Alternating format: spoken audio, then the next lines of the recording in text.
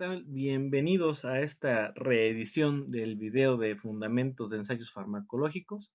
Recibí algunos comentarios, muchas gracias por ello. Y entonces por eso decidí hacer una edición un poquito más clara sobre el video anterior. Espero que con esto quedan aclaradas algunas de las cuestiones que pudieron haber quedado difusas, confusas en el anterior video. Bueno, entonces la farmacometría, que es el tema que nos ocupa en este video, es la disciplina encargada de establecer los métodos para medir la acción y el efecto farmacológico. Para ello vamos a emplear curvas dosis-respuesta, abreviadas CDRs, y estos resultados van a requerir validación estadística para poder decir que un fármaco tuviera mejores propiedades farmacodinámicas en relación a otro. Debido a la variabilidad de la respuesta biológica, es necesario el uso de varios sujetos de prueba. Esto está sujeto desde luego a cuestiones de bioética. No podemos simplemente decir vamos a evaluarlo en 7, 8, 9, 10 sujetos sin tener algún fundamento. Nuestros protocolos que involucren la evaluación de fármacos en modelos in vivo va a tener que tener una fuerte justificación ética para justificar, valga la redundancia, el uso de animales de prueba o pacientes y sujetos voluntarios. Entonces, aquí para hacer el cálculo de cuántos sujetos se necesitan, es justamente donde también la bioestadística nos va a ayudar a fin de determinar nuestros tamaños de muestra y que con ello no se sacrifique tampoco la rigidez científica que exigiría tener cualquiera de este tipo de experimentos. En la parte farmacodinámica, para que nosotros podamos definir completamente a un fármaco, tendremos que definir el perfil PESAS: potencia, eficacia, seguridad, afinidad y selectividad. Vamos a empezar con los tipos de ensayo. Quiero aclarar que en este video no nos vamos a ocupar de la parte matemática, simplemente es una aproximación a los tipos de ensayo que se realizan. Ahí les dejo en los comentarios algunos links donde pueden encontrar con mayor explicación la parte metodológica matemática, toda la parte matemática que justifica el uso de estos ensayos. Bueno, entre los tipos de ensayo tenemos los ensayos in silico, in vitro e in vivo. En los estudios in silico son aquellos ensayos donde simulamos mediante métodos computacionales los potenciales resultados de la evaluación farmacológica de una sustancia. Nos va a dar información sobre cambios sutiles que podamos tener al modificar una molécula farmacológica. También nos permite proponer algunos estudios desde el punto de vista in silico, porque al final son métodos predictivos donde nos van a dar una sugerencia de cómo podría comportarse una molécula ya en las evaluaciones biológicas posteriores. Es muy importante aclarar esta parte. La parte de predictivo es justo eso, es una predicción.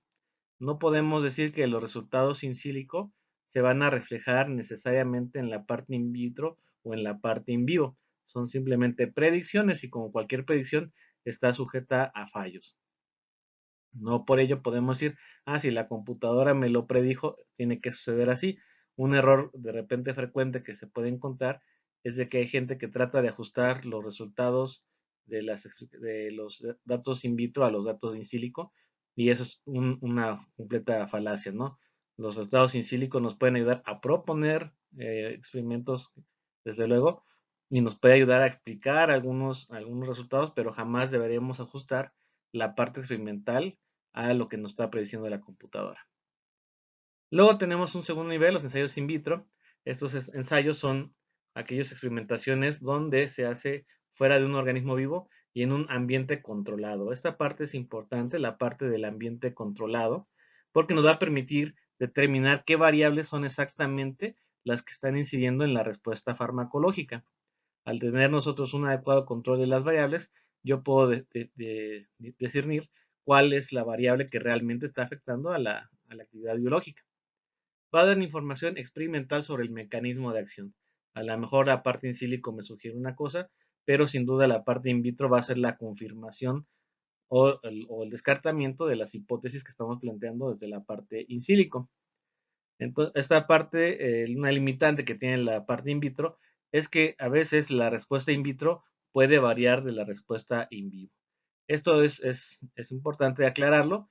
También de repente encontramos sustancias que en la parte in vitro se portan muy bien, pero al momento de pasar a las pruebas in vivo, ahí ya vemos problemas, ¿no? Porque en la parte in vitro, como todo está controlado y no estamos sujetos a la parte farmacocinética de la evaluación biológica, por ejemplo, no tenemos, no se está evaluando la parte de metabolismo del fármaco, por ejemplo, no se está viendo la parte de la absorción, etcétera, la misma variabilidad genética que pudiera tener un sujeto de prueba. Entonces, muchas veces los datos in vitro no van a reflejar la parte in vivo, pero sin duda es algo que se tiene que realizar también a fin de confirmar o desechar el mecanismo de acción de una molécula. Mientras que en la parte in vivo va a ser la experimentación que estamos haciendo en un organismo completo. Alguien podría decirme, bueno, pues las células bacterianas, por ejemplo, o las células que tenemos en un cultivo celular, pues también están vivas. La diferencia entre la parte in vitro e in vivo, justamente, que es que se hace en un organismo completo la evaluación in vivo. Nos va a dar información sobre cómo se comporta el fármaco en la realidad.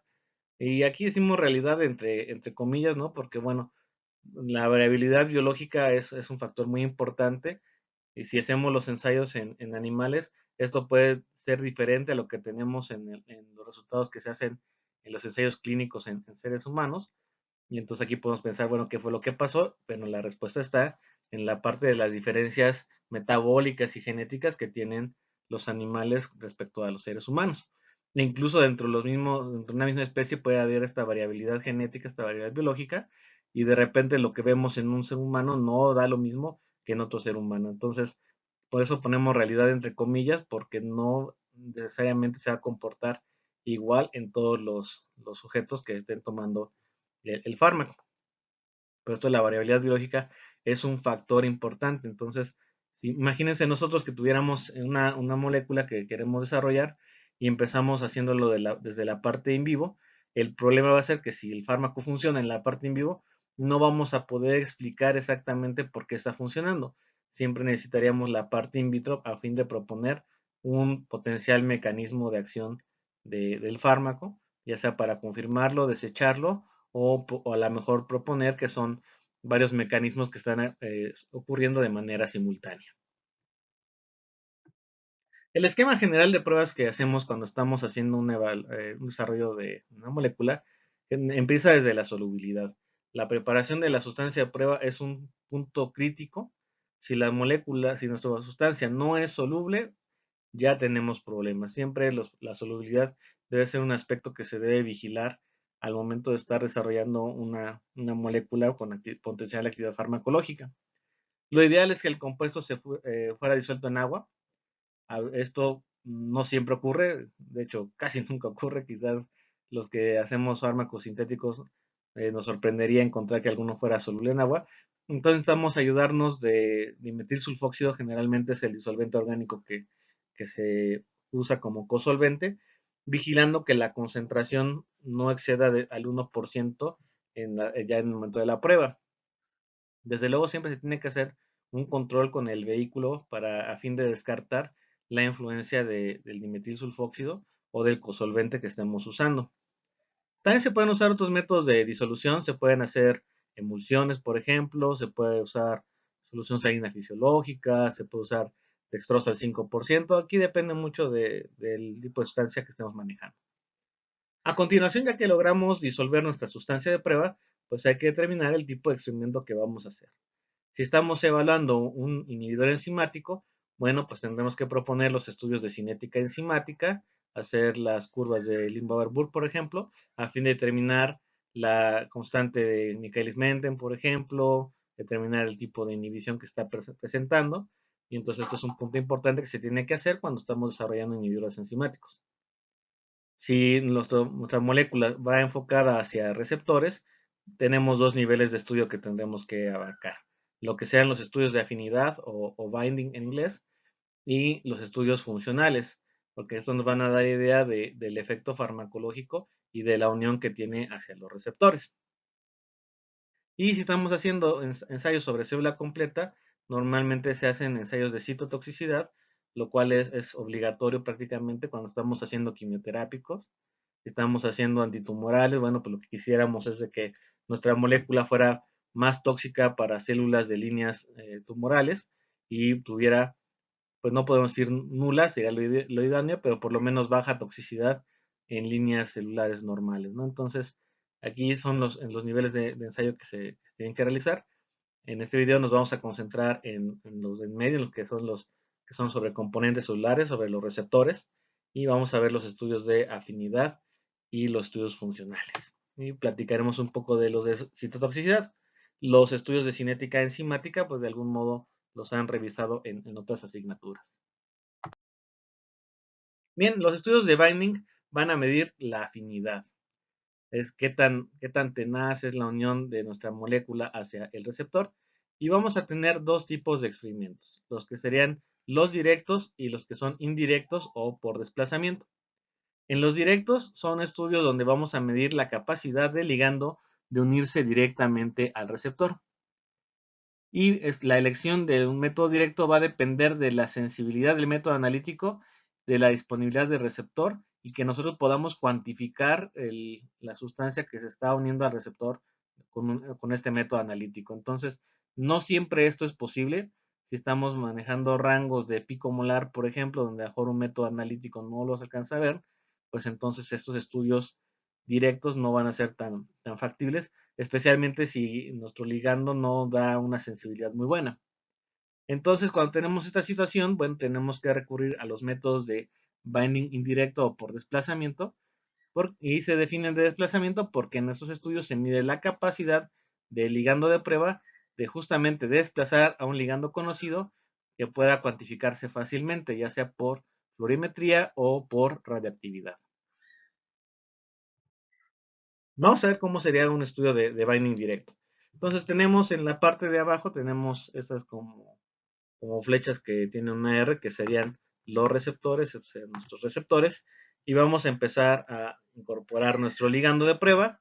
Entonces ponemos nuestro ligando de prueba, aquí vemos que va creciendo la curva, tenemos un segundo punto donde tenemos los receptores ocupados.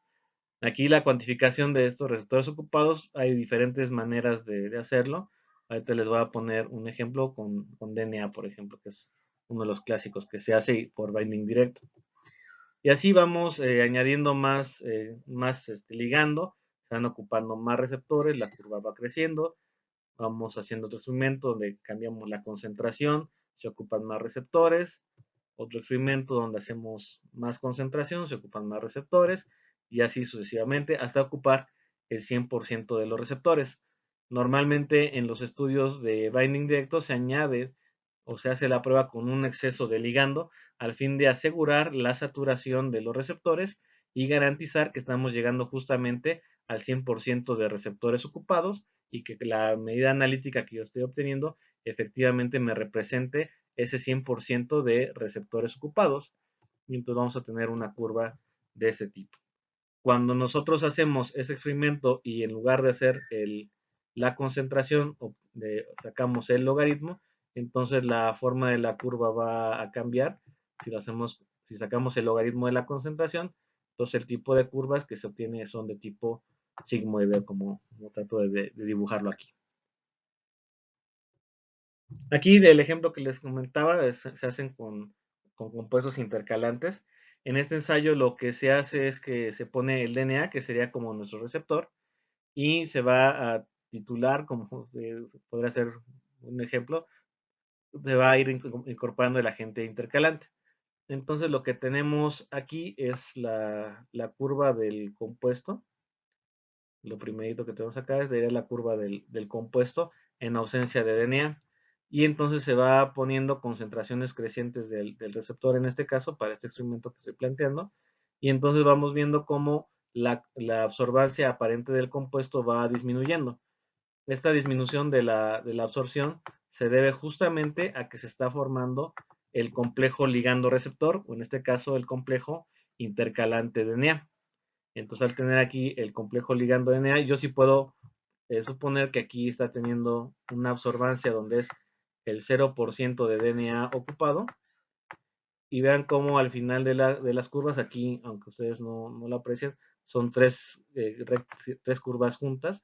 aquí en este punto ya tenemos el 100% de receptores ocupados. Entonces yo sé que este nivel de absorbancia me representa el 100% de receptores ocupados. Después, estos datos se hace un ajuste estadístico. Aquí el ajuste que hicimos fue con el modelo de Benesi-Hildebrand. Y entonces aquí calculamos la constante de afinidad hacia el DNA de una serie de compuestos de piracino 2,3-quinolina que salieron pues no tan buenos, pero bueno, para el caso de este ejemplo sí nos funciona bien. Esto se pudo realizar debido a que el agente intercalante estábamos probando, los de piracinoquinolina, absorben muy bien alrededor de 400 nanómetros en el rango de prueba que estábamos haciendo, que era en el rango de micromolar. Pero si en nuestro ensayo lo hubiéramos pretendido hacer a nivel de nanomolar o de picomolar, probablemente el método de UV no nos hubiera funcionado bien. Entonces hubiéramos tenido que recurrir a un método que fuera de binding indirecto. Entonces aquí en el ejemplo que les pongo es cuando se ocupan mezclas con radiación. La imagen está tomada de este artículo de Brownell y colaboradores. Y entonces aquí lo que los autores proponen es que se pone el buffer aquí dentro de la celda, del tubo de Pendor, y se pone un receptor que es el metabolo, un complejo, un receptor de glutamato. Aquí se pone el compuesto con radiación, que es este de acá, y tenemos aquí el glutamato que actúa como ligando también. Entonces aquí en el experimento pues se incuba el receptor con el ligando marcado y después se va a incorporar el ligando. Entonces una vez que empezamos a hacer el experimento, lo que va a ocurrir es que si mi ligando tiene una buena afinidad, o al menos una afinidad mayor a la del receptor del ligando de referencia con marcaje radiactivo, entonces va a ser capaz de desplazar al ligando del receptor, y el ligando marcado radiactivamente se va a desplazar hacia el sobrenadante. Después se hace una centrifugación, y entonces lo que voy a tener en el pellet va a ser el paquete celular con ligando que desplazó con receptor con el ligando de prueba, y que ha desplazado a la sustancia de referencia con marcaje radiactivo. Entonces, si yo voy a cuantificar la radiación en el paquete celular, en el pellet, si yo encuentro que tiene una alta radiactividad, lo que yo puedo concluir es que mi ligando fue muy malo, porque el ligando radiactivo se quedó anclado al receptor. Y entonces al quedarse anclado al receptor, pues no fue desplazado. Y por lo tanto lo voy a encontrar en el paquete celular. En cambio, si en mi paquete celular yo encuentro que tiene muy baja radiactividad, quiere decir que entonces en el sobrenadante yo voy a encontrar una alta cantidad de ligando marcado, y eso quiere decir que mi sustancia de prueba sí alcanzó a desplazar al ligando marcado, y por lo tanto tiene una mejor afinidad que el ligando radiactivo que se puso en la prueba. Entonces aquí lo vemos nuevamente. Aquí tenemos nuestros receptores incubados con el ligando radiactivo, y entonces voy a empezar a incorporar mi sustancia de prueba. Entonces mi sustancia de prueba, si es muy buena, va a desplazar al ligando marcado y se va a ir al sobrenadante. Sigo incrementando la concentración de mi sustancia de prueba, se va a desplazar el ligando marcado hacia el sobrenadante, y así se va formando sucesivamente. Y entonces aquí lo que les estoy tratando de formar en la curva que aparece a su derecha es que cuando yo haga la medición de radiactividad del paquete celular, voy a ver cómo empieza a disminuir conforme voy incrementando la concentración de sustancia de prueba. Y esto se debe a que mi ligando, mi sustancia de prueba, está desplazando al ligando marcado con radiactividad. Aquí lo vuelvo a hacer. Y igualmente tengo que llegar a un punto de saturación para asegurar que tengo el receptor completamente ocupado por el ligando de prueba, y toda la sustancia radiactiva de referencia se ha desplazado hacia el sobrenadante. Un punto importante aquí es cuidado con los PAINs. Los PAINs, los Pan-Assay Interference Compounds, son compuestos que pueden dar falsos positivos en estas dos pruebas, debido a que se pueden unir con los receptores de manera inespecífica. Y entonces me va a dar un falso positivo, puede ser que me dé una mayor lectura de radioactividad o que me dé una menor lectura de radioactividad o que me dé una mayor fluorescencia, una mayor absorbancia, debido a esta unión inespecífica que puede tener con los receptores. Se han hecho varias listas de este tipo bueno, lo correcto sería de porciones moleculares que suelen interferir en estas pruebas. Entonces pueden ser sustancias que son electrofílicas, como por ejemplo puede ser un compuesto alfa-beta insaturado, que podría formar compuestos covalentes, como está ilustrado aquí en la imagen, tomada de este artículo de Glaser. Y entonces esto puede dar que se está uniendo al receptor, aunque no en el sitio activo que estamos usando de prueba. Puede ser que mi sustancia por sí misma tenga fluorescencia o absorción y que pueda interferir con las lecturas. Puede ser que el compuesto tenga reacciones redox y que eso también interfiera con la prueba. O forme complejos con metales que también estén dando problemas al momento de hacer la lectura. Entonces, si mi sustancia tiene este tipo de grupos funcionales, debo tener cuidado porque entonces puede suceder que tenga falsos positivos en mis resultados. Dentro de los estudios funcionales vamos también a tener dos tipos, los que serían los funcionales directos y los funcionales indirectos.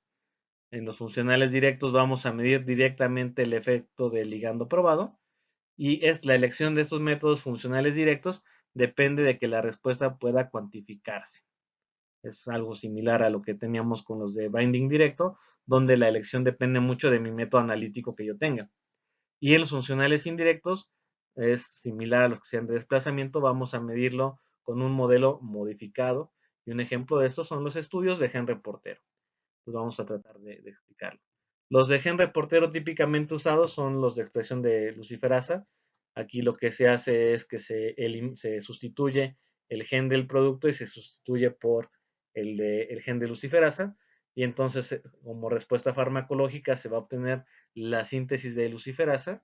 Y a esta luciferasa le vamos a poner luciferina para que dé una reacción de quimioluminiscencia. Y entonces lo que vamos a detectar es la formación de luz. Vamos a explicarlo en esta imagen. Entonces, en el primer caso tenemos como fuera el instrumento normal, lo que sería un estudio funcional directo. Y entonces el triangulito sería mi agonista. Aquí esta parte de aquí sería el receptor. Aquí sería el organelo blanco o el DNA, ¿no? El caso de un receptor nuclear. Vamos a suponer que fuera el caso de un receptor nuclear. Entonces, yo incorporo mi agonista, el agonista inicia la vía de señalización que corresponda, y entonces como respuesta primaria del receptor, vamos a tener la síntesis de proteínas o de RNA mensajero, si fuera un receptor nuclear, pero si fuera, por ejemplo, un receptor acoplado a proteína G, pues tendríamos la síntesis de segundos mensajeros. Si fuera un receptor de tirosincinasa, tendríamos proteínas fosforiladas, o si fuera un canal iónico, podremos tener iones o algún otro tipo de respuesta secundaria. Entonces, si yo puedo cuantificar esta proteína, si puedo cuantificar el segundo mensajero, si puedo identificar alguna proteína fosforilada y cuantificarla, o puedo de algún modo medir la diferencia de iones, entonces yo puedo usar un método funcional directo. Lo voy a poder emplear sin ningún problema, siempre y cuando mi método analítico me permitiera detectar, más bien, no solo detectar, sino cuantificar también cuánta proteína, cuántos segundos mensajeros se está formando con cada adición de ligando de prueba. Pero esto a veces no se puede por los rangos de cantidad que estamos manejando, podemos estar en el rango de nanomolar, de picomolar, y entonces probablemente mi método analítico no me permita detectarlo con confiabilidad, y entonces yo tengo que sustituir el gen blanco donde tendría yo la respuesta, y lo tengo que sustituir por un gen que produzca una proteína que sí pueda detectar. Entonces, por ello, en el ejemplo decía que se pone luciferasa, para que la luciferasa, después de ponerle luciferina, esta sí la pueda cuantificar. Entonces aquí cuando pongo mi ligando de prueba, se activa la vía de señalización y entonces en lugar de producirse la respuesta primaria que yo estaba esperando, se va a producir luciferasa, y que esta luciferasa va a actuar sobre la luciferina y entonces va a generar luz, y esta luminiscencia yo sí la voy a poder cuantificar de un modo más confiable que la mera concentración de una proteína, por ejemplo, ¿no? Entonces, son métodos que se ocupan bastante. Aquí tenemos un ejemplo del grupo de Wang y colaboradores que lo reportan en el Journal of Food and Drug Analysis. Y entonces aquí lo que están haciendo ellos es el análisis de unos esteroles. Aquí está la molécula. Y entonces lo estaban probando como sustancias que pueden actuar como ligandos de PIPAR alfa. Y entonces lo que están haciendo es que aquí hicieron el estudio in silico, aquí está su resultado. Y entonces aquí, en lugar de cuantificar los productos de la expresión de PIPAR alfa, lo hacen el método de gen reportero, y aquí obtienen los resultados. Finalmente, los ensayos de citotoxicidad son útiles también, no solamente si estamos haciendo antitumorales, también nos puede dar un indicio de si mi sustancia de prueba no va a hacer un daño a nivel celular o a nivel tisular. Entonces, lo que se hace aquí es medir la viabilidad celular, garantizar que las células sigan vivas por distintos métodos que van a enfocarse en la integridad celular o en el metabolismo. Dos ejemplos que típicamente encontramos en la literatura son el ensayo de MTT y el de lactato deshidrogenasa. El MTT lo que es una sal de tetrazolio, es esta que está aquí, que es de color amarillo, y entonces esta sal, por acción de una deshidrogenasa mitocondrial, se va a convertir en este formazán, que si lo que ustedes ven aquí es la ruptura de este anillo, y la ruptura de ese anillo va a producir un compuesto que se llama formazán, que es de color morado. Entonces, si las células siguen vivas, van a metabolizar al MTT, a este formazán, y entonces mi medio donde estoy teniendo mi prueba va a cambiar de amarillo va a cambiar a color morado. Entonces, si yo estoy haciendo un ensayo de citotoxicidad, donde yo estuviera probando una molécula que yo quiero tratar contra cáncer, por ejemplo, y que yo espero efectos citotóxicos, entonces lo que yo esperaría es que, como está matando a las células, no existiera esta deshidrogenasa mitocondrial, y entonces la prueba permaneciera de color amarillo. En cambio, si mi compuesto yo no quiero que sea citotóxico, porque quiero que no ejerza ningún daño sobre las células, entonces lo que yo esperaría es que el MTT cambiara a color morado, porque esto me indica que hay mayor viabilidad celular. Otro método que se ocupa es el método de la lactato deshidrogenasa.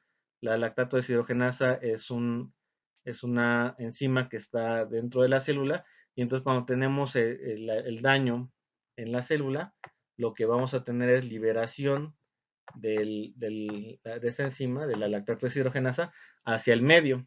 Cuando la célula no está dañada, la lactato deshidrogenasa permanece en el interior celular. Y entonces aquí lo que va a pasar es que la lactato deshidrogenasa va a actuar sobre el ácido láctico y lo va a convertir en piruvato con participación del cofactor de NAD hacia NADH. Y entonces lo que vamos a hacer es que vamos a aprovechar este intercambio del NAD más al NADH para formar más formazán. Y entonces aquí, si yo veo otra vez que hay mayor formación de formazán, pues quiere decir que esta reacción sí ocurrió, del cambio de lactato a piruvato, por la liberación de LDH hacia el medio. Pues bien, pues con esto concluimos esta introducción a lo que serían los ensayos que típicamente se hacen en farmacología. Espero que esta nueva edición del video haya quedado un poquito mejor. De todos modos, cualquier duda, comentario, me lo pueden poner aquí mismo o a mi correo electrónico. Espero que les haya gustado. Muchas gracias. Hasta luego.